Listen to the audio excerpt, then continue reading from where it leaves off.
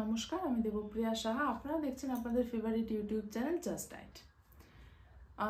আজকে আমি যে বিষয়টা নিয়ে আলোচনা করব সেটা কিডনি রোগীদের জন্য খুবই ইম্পর্টেন্ট একটা বিষয়।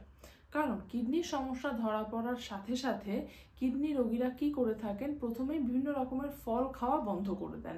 মানে মেনলি সব রকমের ফলকেই তারা তাদের ডায়েটের থেকে বাদ দিয়ে দেন, এইটা ভেবে যে সমস্ত রকম ফলে বুঝি পটাশিয়াম হাই পরিমাণে থাকবে, মানে বেশি পরিমাণে থাকবে, সেটা তাদের খাওয়াটা কিন্তু একদমই উচিত হবে না। এবং সেটা খেলে তাদের পটাশিয়ামটা রক্তে বেড়ে যাবে, কারণ তারা এটা জানেন যে পটাশিয়ামটা কতটা ভয়ানক একজন কিডনি পেশেন্টের জন্য হতে পারে। হ্যাঁ, অবশ্যই পটাশিয়ামটাকে তাদের কন্ট্রোলের মধ্যে রাখতে হবে, কারণ পটাশিয়ামটা যদি কন্ট্রোলে না থাকে সেক্ষেত্রে মারাত্মক দুর্ঘটনা ঘটে যেতে পারে। তো সেই জন্যই তারা তাদের ডায়েটের থেকে ফলগুলোকে সব পুরোপুরিভাবে বাদ দিয়ে দেন। কিন্তু এইটা করার কিন্তু কোনো দরকার নেই, কারণ আমাদের দৈনন্দিন বাজারে যে সমস্ত ফলগুলো পাওয়া যায় তার মধ্যে এমন কিছু ফল রয়েছে যেগুলো কিনা একদম লো পটাশিয়াম ফ্রুটসের অন্তর্ভুক্ত, কারণ এতে পটাশিয়ামের মাত্রা খুব কম পরিমাণে থাকে। তো এই ফলগুলো কিন্তু তারা মানে কিডনি পেশেন্টরা তাদের ডায়েটে রোজ মানে ডেইলি বেসিসে যত খুশি পরিমাণে খেতে পারে। চলুন তাহলে শুনে নেওয়া যাক যে সেই সমস্ত ফলগুলো কি কি। সেটা হচ্ছে আপেল, আনারস, নাশপাতি, তরমুজ, বিভিন্ন তারপরে আপনার হিমসাগর আম, জামরুল, আখের রস ইত্যাদি। এর মধ্যে যে সমস্ত যদি কোনো কিডনি পেশেন্টের ডায়াবেটিস থেকে থাকে, মানে তার ডায়াবেটিস থেকেই কিডনির সমস্যা হয়েছে, অনেক পুরনো ডায়াবেটিস রয়েছে তার, সেক্ষেত্রে তাকে হিমসাগর আম এবং আখের রস এই দুটো ফলকে একটু বাদ রাখতে হবে। তাছাড়া তাদের ডায়াবেটিসটা মানে সুগার লেভেলটাকে ইনক্রিজ করতে পারে এই আখের রস আর হিমসাগর আমটা। আপনাদের এইটাও মাথায় রাখতে হবে যে এই যে বিভিন্ন রকমের আম পাওয়া যায় বাজারে, যেটা গরমকাল আসছে, এখন আমের সিজনও আসছে, তো বিভিন্ন রকমের আমের মধ্যে হিমসাগর আমটাতেই কিন্তু একমাত্র পটাশিয়ামের পরিমাণটা কম থাকে। বাকি আর যে সমস্ত ফলগুলো থাকছে সেগুলো মানে আর যে সমস্ত আমগুলো থাকছে সেগুলোতে কিন্তু পটাশিয়াম মডারেট টু হাই অ্যামাউন্টের থেকে থাকে। আর অবশ্যই আখের রসটাকে বাদ দেওয়া।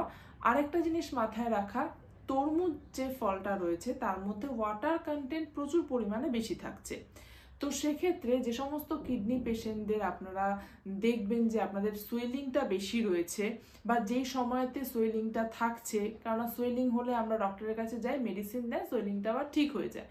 তো যেই সময়তে সুয়েলিংটা থাকছে সেই সময়তে, বা যদি আপনাদের সুয়েলিংটা সব সময়তেই থেকে থাকে অল্প স্বল্প পরিমাণে, সেক্ষেত্রে কিন্তু আপনারা তরমুজ যে ফলটি রয়েছে সেটাকে কিন্তু একটু অ্যাভয়েড করতে হবে, কারণ ওটাতে ওয়াটার কন্টেন্টটা একটু বেশি পরিমাণে থাকে, যেটাতে কিনা আপনাদের শরীরেরও ওয়াটার কন্টেন্টটা সে বাড়িয়ে দিতে পারে। কিন্তু তাই বলে সব রকম ফলকে পুরোপুরিভাবে বাদ দিয়ে দেবেন না, কারণ ফলটাকে আপনাদের ডায়েটে রাখা কিন্তু খুব দরকার। ফলের বিভিন্ন রকমের গুণাগুণ রয়েছে। প্রথমত হচ্ছে ফলে প্রচুর পরিমাণে ফাইবার থাকছে, যেটা আপনাদের বাওয়েল মুভমেন্টটাকে ক্লিয়ার করতে সাহায্য করবে, কারণ কিডনি পেশেন্ট যারা আছেন তাদের জলের একটা রেস্ট্রিকশনস থেকে থাকে, তাদের কনস্টিপেশন হয়ে থাকে সেই জন্য। তো সেই জন্য লো যে পটাশিয়াম ফ্রুটসগুলো রয়েছে সেগুলোর মধ্যে নাশপাতিতে প্রচুর পরিমাণে ফাইবার থাকে। যেরকম 100 গ্রাম নাশপাতিতে প্রায় 4 গ্রাম মতন কিন্তু ফাইবার পাওয়া যাচ্ছে। তো সেই জন্য অবশ্যই আপনারা আপনাদের কনস্টিপেশন বা বাওয়েল মুভমেন্টটাকে ঠিক রাখার জন্য নাশপাতি, যেটা লো পটাশিয়াম ফ্রুটস, অবশ্যই আপনাদের ডায়েটে ইনক্লুড করতে পারেন। এছাড়াও ফলে প্রচুর পরিমাণে অ্যান্টিঅক্সিডেন্ট থাকছে। বিভিন্ন রকমের কালারিং ফল যেগুলো রয়েছে সেগুলোতে সমস্ত অ্যান্টিঅক্সিডেন্ট থাকছে।